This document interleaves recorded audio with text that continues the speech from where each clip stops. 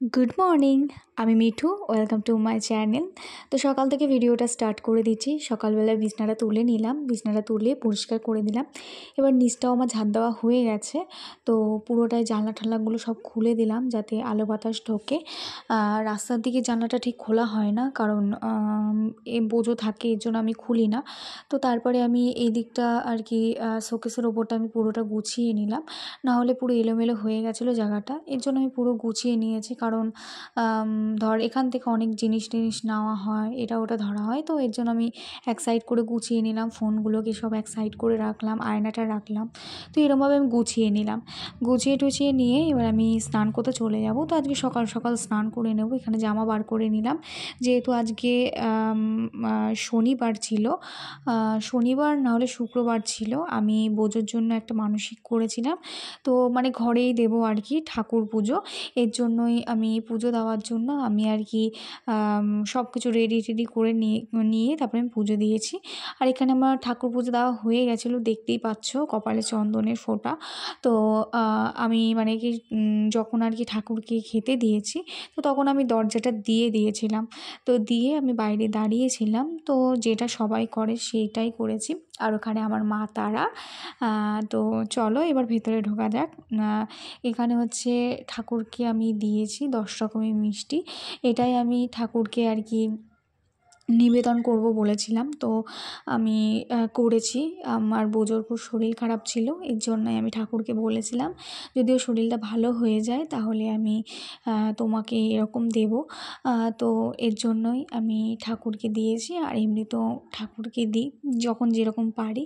তো এটা যেহেতু মানসিক করে রেখেছিলাম, এর জন্য মনে হচ্ছিলো যে আমার ইমিডিয়েটলি দেওয়া দরকার।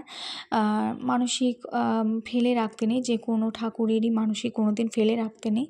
এর জন্য আমি ভাবলাম না, আমি দিয়ে দিই আজকেই ভালো দিন, যেহেতু আমি আর কি যেই কাজ করি সেখান থেকে আমি টাকা পেয়েছি, এর জন্য আমি ঠাকুরকে আমি দিয়ে দিলাম।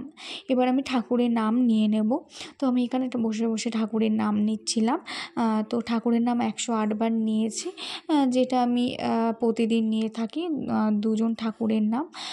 তো নিয়ে ঠিয়ে তারপরে আমি নমস্কার করে আমি এখানে চলে আসলাম ঘরে।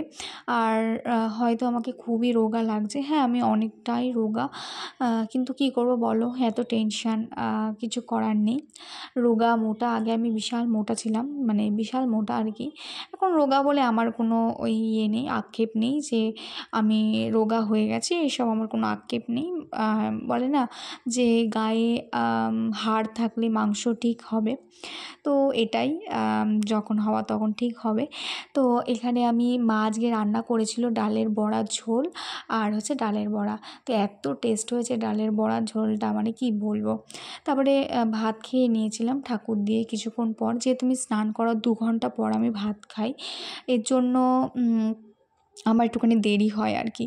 তারপরে আমি এখানে ঠাকুরের প্রসাদ নিয়ে নেব, আমার খুব খেতে ইচ্ছা করছিল এর জন্য। আর এমনি তো আমি মিষ্টি খুবই ভালোবাসি। তো চলো আজকের ভিডিওটা এই পর্যন্তই। প্লিজ লাইক, শেয়ার, কমেন্ট এবং সাবস্ক্রাইব করে দিও।